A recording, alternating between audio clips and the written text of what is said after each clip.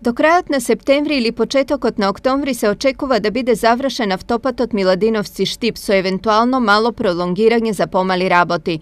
Ова се проценките на Министерството за транспорт и врски по направените детални контроли на терен. Очекуваме градежните активности согласно рокот за изградба на автопатот Миладиновци-Штип да бидат завршени до крајот на септември, почетокот на октомври. Евентуално би останале одредени помали работи, како што е поставување знаци кои можеби ситно би го продолжиле рокот. Стои во известувањето од Министерството. Иако првично автопатот требаше да биде готов до мај 2017 година, поради низа пропусти, изградбата се пролонгира до крајот на септември оваа година.